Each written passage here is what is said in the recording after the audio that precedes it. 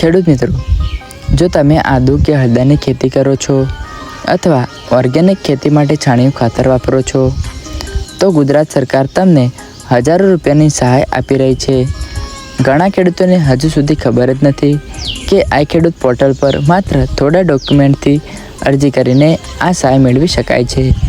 આ વિડીયોમાં હું તમને બતાવીશ કઈ યોજના છે, કેટલા રૂપિયા સહાય મળશે, કોણ અરજી કરી શકે, કયા ડોક્યુમેન્ટ જોઈએ અને મોબાઈલથી ઓનલાઈન ફોર્મ કેવી રીતે ભરવું.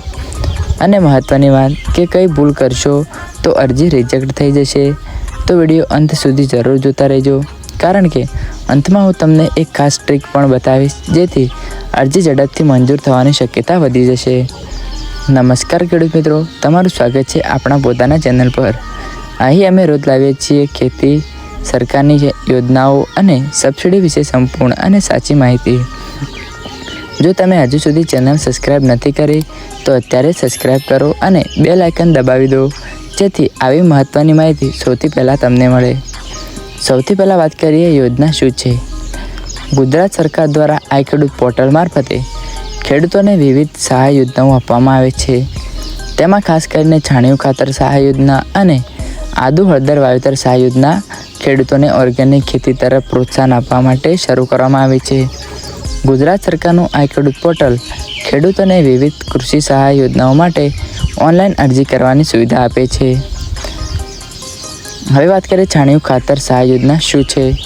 ખેડૂત મિત્રો, રાસાયણિક ખાતરના વધતા ખર્ચ અને જમીનની ખરાબ થતી ગુણવત્તાને ધ્યાનમાં રાખીને સરકાર છાણિયું ખાતર ઉપયોગને પ્રોત્સાહન આપી રહી છે. જો તમે ગાય ભેંસનું છાણ, ઓર્ગેનિક ખાતર અને વર્મી કમ્પોસ્ટ વાપરો છો તો સરકાર તરફથી સહાય મળી શકે છે. હવે વાત કરીએ આદુ અને હળદરના પાક વિશે. ગુજરાતમાં મસાલા પાકનું મહત્ત્વ સતત વધી રહ્યું છે. આદુ અને હળદર બંને પાક બજારમાં સારો ભાવ આપે છે.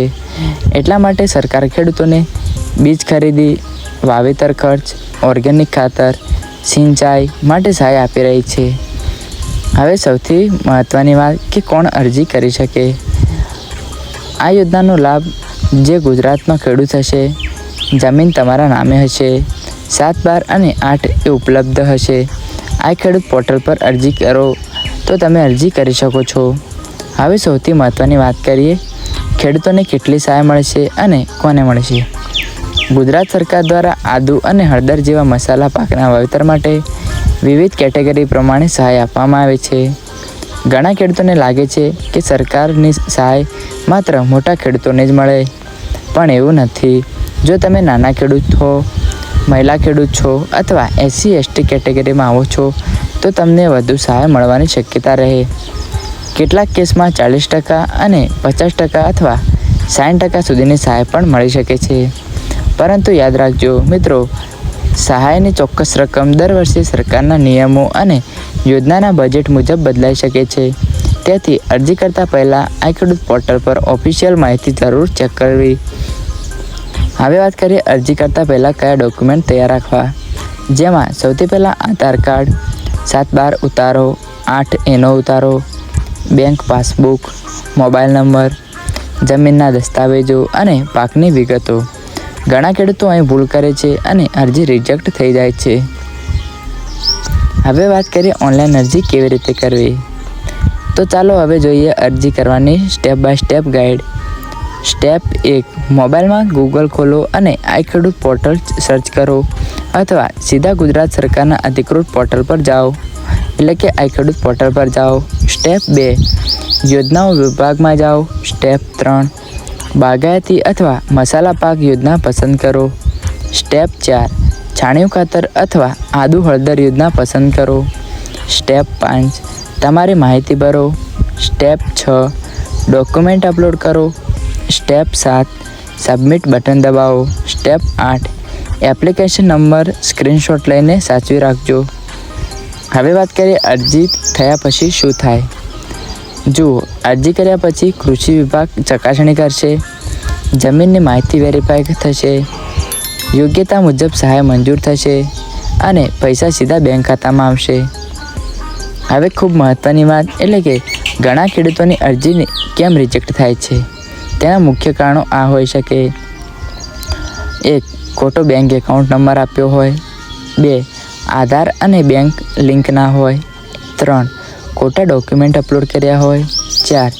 સમય મર્યાદા પછી અરજી કરી હોય. તેથી અરજી કરતાં પહેલાં દરેક માહિતી 2 વાર ચેક કરજો. જો તમે અરજી ઝડપથી મંજૂર કરવા માંગો છો તો બધા ડોક્યુમેન્ટ પીડીએફમાં રાખો. મોબાઈલ નંબર ચાલુ રાખો. અરજી કર્યા પછી સ્ટેટસ ચેક કરતા રહો. નજીકના કૃષિ કચેરીનો સંપર્ક રાખો. ખેડૂત મિત્રો, સરકારની ઘણી યોજનાઓ માત્ર માહિતીના અભાવે ખેડૂતો સુધી પહોંચતી નથી. આ માહિતી દરેક ખેડૂત સુધી પહોંચવી જોઈએ, જેથી કોઈપણ ખેડૂત સહાયથી વંચિત ના રહે. જો તમને આ વિડીયો ઉપયોગી લાગ્યો હોય તો વિડીયોને લાઈક કરો, બીજા ખેડૂત મિત્રો સાથે શેર કરો અને કમેન્ટમાં લખો કે તમે કઈ યોજના વિશે આગળ માહિતી માંગો છો અને ચેનલ સબસ્ક્રાઈબ કરવાનું ભૂલતા નહીં. તો ચાલો મળીએ એક નવા ઉપયોગી વિડીયો સાથે. ત્યાં સુધી જય જવાન, જય ખેડૂત અને જય ગુજરાત.